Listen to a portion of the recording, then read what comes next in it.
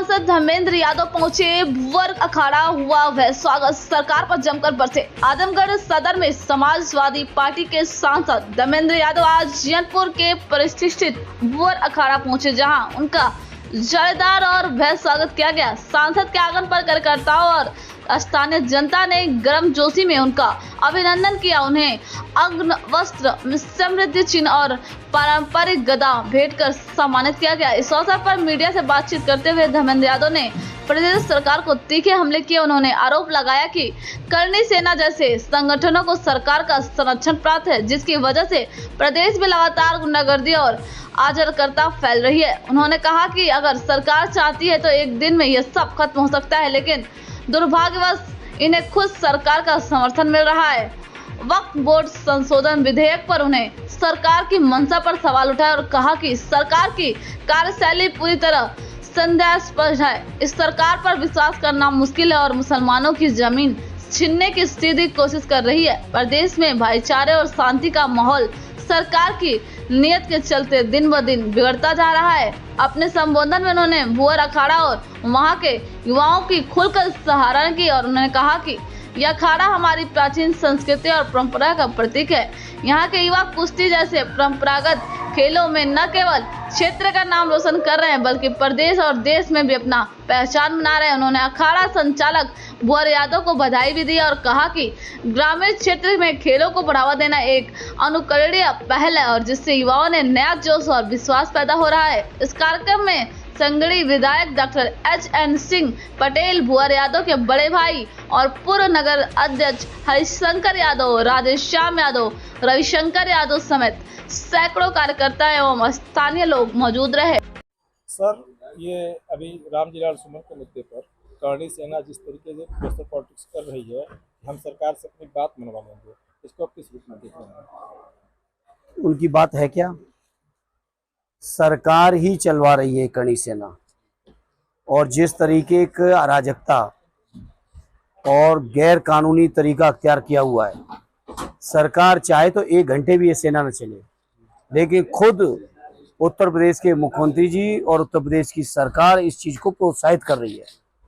और मैं समझता हूँ अगर उन्हें इस बात का गलतफहमी हो कि वो ऑलरेडी रामजीलाल सुमन जी या समाजवादी लोग या समाज के दबे कुचले पिछड़े दलित लोगों के साथ कुछ अन्याय अत्याचार कर लेंगे, तो ये उनकी गलतफहमी है। ऑलरेडी सुमन जी केवल एक सांसद ही नहीं है, बल्कि पूरे वो दलित समाज का प्रतिनिधित्व कर रहे हैं। अगर उन्होंने कोई बात कही है, ऐतिहासिक साक्ष्यों पे कही है, तो उसकी चर्चा हो सकती है, बहस हो सकती है, लेकिन जो तरीका अख्तियार किया हुआ करनी सेना ने, वो कहीं से ना लोकतांत्रिक है, न कहीं से कानून सम्मत है, और पीडीए परिवार के लोग उनकी इस अराजकता को किसी भी तरह से स्वीकार नहीं कर सकते। अच्छा सर, वक्फ बिल अभी पास हुआ है, उस पर समाजवादी पार्टी का स्टैंड पूरी तरीके से क्लियर है। वक्फ बिल में एक इशू ये था, वक्फ यूजर्स प्रॉपर्टी जिसके पेपर वक्फ के पास नहीं है लेकिन वक्फ के देख रेख में होते हैं, तो उसको लेकर के जनता दल सरकार का मानना ये था कि उसको जिलाधिकारी देखेंगे, इसके पेपर नहीं है। लेकिन जनता दल यूनाइटेड के विधायक ने उस पर रिकमेंड किया, तो सरकार ने ये मान लिया कि इसके साथ किसी प्रकार की छेड़छाड़ नहीं की जाएगी। लेकिन क्या आपको लगता है कि भविष्य में छेड़छाड़ नहीं की जाएगी तब जब पूजा स्थल अधिनियम 1991 लागू होने के बाद भी तमाम तरह की छेड़छाड़ की जा रही है? देखिए, जो वर्तमान सरकार है, सरकार पे किसी तरह का विश्वास नहीं कर सकते आप। जिसका आपने जिक्र किया, पूजा अधिनियम 1991 की अवहेलना करते हुए आप सोचिए उत्तर प्रदेश के कितने इलाकों में अराजकता, अशांति, तनाव का वातावरण खुद सरकार ने पैदा किया है, सरकार द्वारा नियोजित है। ये सरकार के किसी भी आश्वासन को आप स्वीकार नहीं कर सकते। अगर कोई कानून में कोई बात आ गई होती तो जरूर उस बात को मान लेते। आगे सरकार की अगर नीयत साफ है तो कानून में इस बात का उल्लेख करने में उन्हें आपत्ति क्या थी? सरकार की सीधी मंशा है कि किसी तरह से मुसलमान भाइयों की जमीनों को छीना जाए, और बहाने क्या बना रहे हैं कि उन पर किराया नहीं आ रहा है, उन पर आमदनी नहीं हो रही है। कैसी सरकार है? क्या कब्रिस्तान में कोई कब्र से निकल के किराया या उनको टैक्स देगा क्या? कैसी कैसी सरकार की कल्पनाएं हैं। ये केवल मुसलमान भाइयों की सरजमी को, जमीनों को कब्जा करने की नीयत है और कुछ नहीं। अच्छा, मुस्लिम कम्युनिटी के अंदर एक भय है कि इस बात की चिंता है कि जो है उसका उल्लंघन भविष्य में किया जा सकता है, तमाम लोग उसको चैलेंज कर सकते हैं। जो जिस तरीके से पूजा अधिनियम का उल्लंघन करके कोर्टों में चैलेंज किया गया, पुनः छेड़छाड़ नहीं, वो चैलेंज करने की नीयत से ही ये बिल लाया गया है, जमीनों को विवादित बनाने के लिए ही बिल लाया गया है।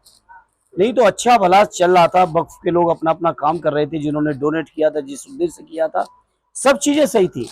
कोई अनियमितता तो सरकार इतनी लंबी बहस चली, कहीं कोई अनियमितता गिना पाई क्या? कोई अनियमितता गिना पाई क्या?